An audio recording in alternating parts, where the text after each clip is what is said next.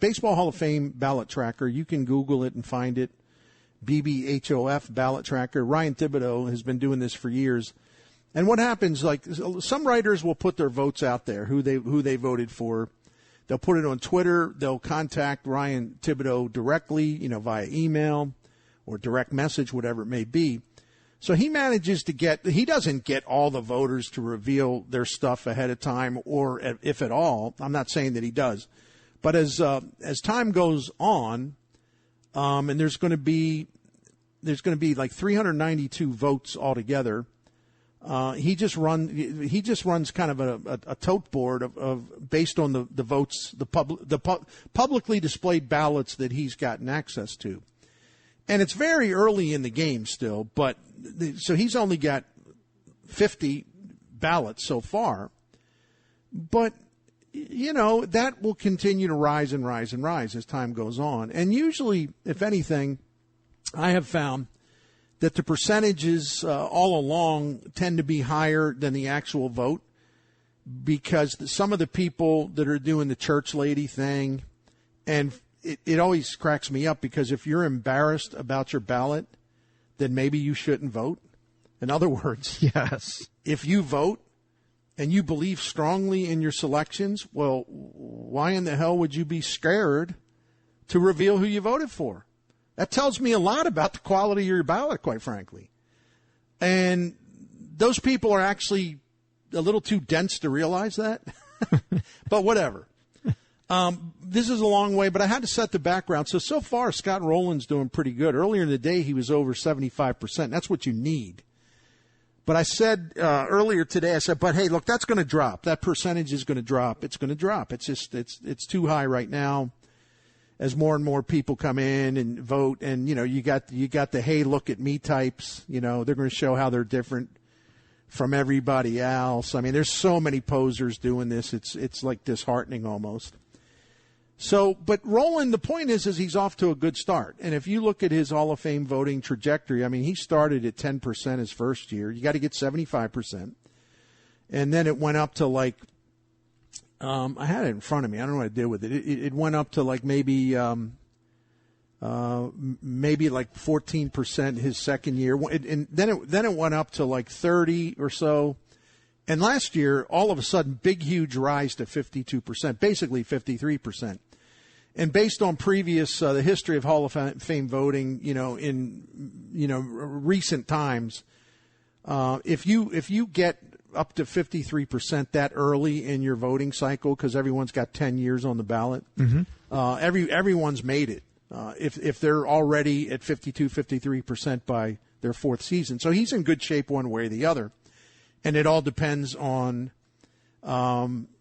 obviously, not only the remaining ballots this year, but whether he'll get close enough this year. You look at it next year, and you'll assume that he's going to make it. I don't think there's any question he's going to make it. It's just a matter of when. But some other stuff that I find really interesting, Jim, and I wanted to get your feedback on all this too. Sure. Is that what about the Outlaws? I don't consider them outlaws. I just know that that's how they're viewed. I'm talking about the Bonds, guys we welcome to watch play the game. Those outlaws. Yeah, Bonds and Clemens in particular. For now, there's others.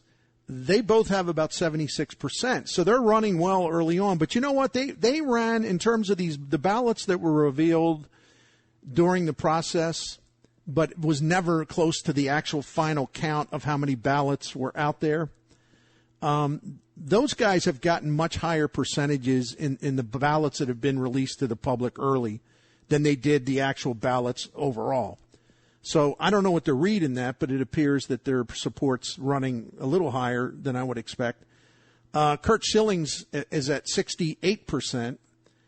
So, man, that ain't looking good for him even this early. What about A-Rod, first time through? 46%. Message being sent there, I guess. Yeah. Huh? And I'm just going to change his nickname to Big Teflon. That's kind of accurate, too. Big Teflon, to no one's surprise. Big old Teflon. otherwise known as Big Papi. 84% he's running early on. So ain't nothing ever going to stick to Big Papi, baby. He has smiled his way through everything, right? He definitely has. And I just think it's hysterical. Would I vote for him? Yeah. But that's not the point. I just think it's hysterical.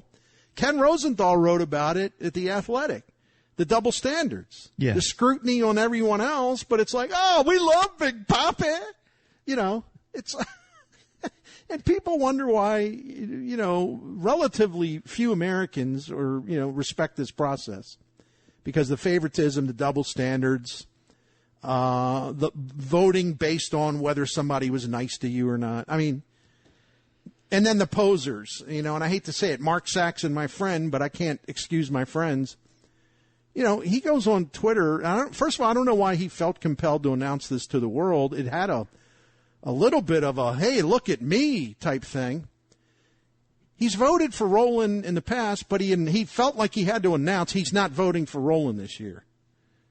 And I'll be honest with you, Jim, I'd be happy to explain it, but I simply don't understand it. It's gobbledygook. So I love you, Sax, but man, you kind of wandered. You wandered into some kind of weird zone with this one. It doesn't make any sense. So, anyway, Jim, I've been running my mouth. What do you think about all this? The Ortiz, the Ortiz thing. Yeah, he was a Hall of Fame player, and I don't have a problem getting him in. Now, I do not like Alex Rodriguez. I think he's a phony guy, but as a baseball player, he's every bit as good as David Ortiz was. Sure. And if, you know, I just, again, that double standard is like, whoa, hold on a minute. We're all welcoming David Ortiz, who played in that same era. And sorry, you'll never convince me he was a clean player, but I don't care. He was amongst the best players and was a Hall of Famer. That's my opinion, not anybody else's. Well, I'm with you. It's a museum. It's not a church. And A-Rod, not a guy I like, but he's a Hall of Fame player. He just is. He got caught, a couple times, and he's admitted it. Right. I mean, he's even said, I'm not the right guy to talk to about certain things. And it's just those double standard things just kind of drive me crazy. Yeah. You talked about the other guys, like, again, another guy I didn't really care for was Bonds, but he's a Hall of Fame player, people. Sorry. He broke the record of home runs by Hank Aaron, which is like, oh, come on now. You can't give him that. He did it. Yes, he was enhanced. But even without that, he was a Hall of Fame baseball player. He was a great player. I wish he would have stayed the way he was, because he would have sailed. He would have sprinted into the Hall of Fame. He would have. And nobody respects, I shouldn't say nobody, but it's not like he's gotten anything close to like universal acclaim for setting that record. It's actually a point of disdain. So he made a really stupid decision. And you know what? And people say, well, he made a lot of money. You know what? He did, but he could have made a lot more. And his career could have been extended. It could have lasted longer because he wanted to continue playing. But he was just radioactive. Nobody wanted to sign him. Tony La Russa tried to talk Bill DeWitt into it. And he was like, no, thanks. So, he actually did cost himself in the long run a lot of money. Like, where was the endorsements? No? Yeah. He had a couple coaching jobs and he mailed it in. He didn't, he put no effort into it. Miami Marlins being the last one that he worked for. So he really didn't better himself in any way. I mean that sincerely. I thought the guy was a sensational player without the roids. Yeah. The one thing that always stood out to me, even during the roid years, and when you watched him play, when he was just crushing it, he only got one pitch to hit every at bat, if that. And he never missed it. And I don't think I've ever seen a player that had that same zone. Nobody I've ever seen has been in that same zone where you got one pitch and he never missed it, ever, for about 2 years.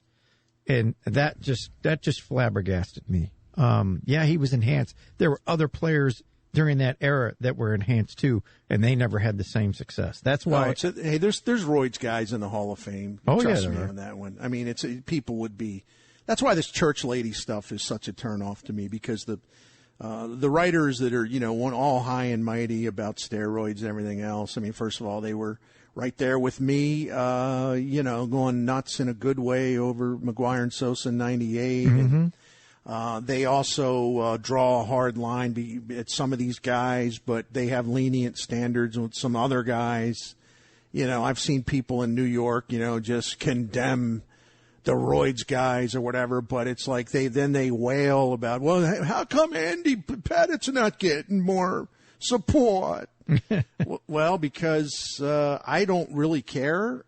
I don't know that he's got the actual case, but he actually admittedly was juicing, and I thought y'all condemned those people. So why are you relaxing your standards for him?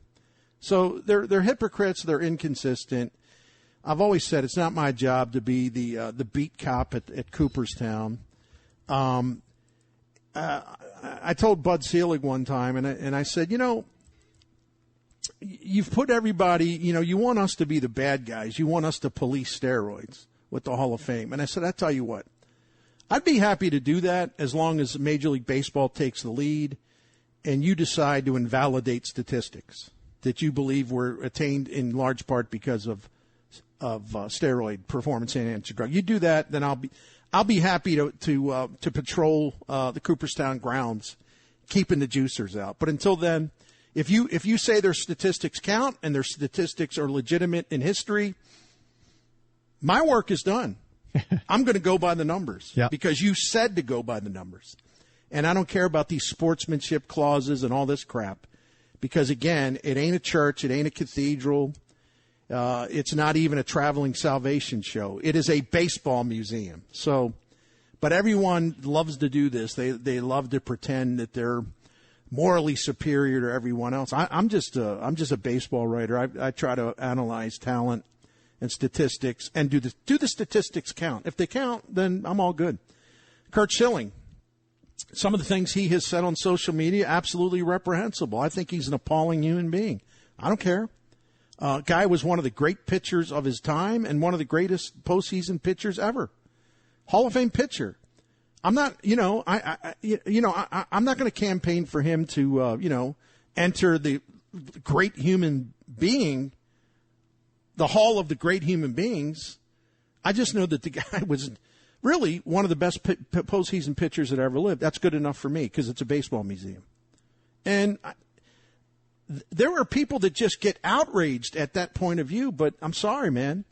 I'd rather not be a hypocrite, and I'd rather not be changing standards all the time based on whether I like a guy or not, or whether I feel that something he's done that had nothing to do with his career or nothing against the rules in his career, that it's up to me to enforce some moral code. I'm not into that, because the fact is none of these guys, the testing didn't start until really late in the game, long after McGuire and Sosa. And there were never any collectively bargained rules banning performance-enhancing drugs. Not until we were really deep into this, right? Yep, absolutely. And even then, some guys have gotten in that were kind of tainted. And it's like, so what is it? Hey, church ladies, what is it? You're either like leave the bums out or let them in. You can't have it both ways. That's what bugs me too. Yeah. So anyway,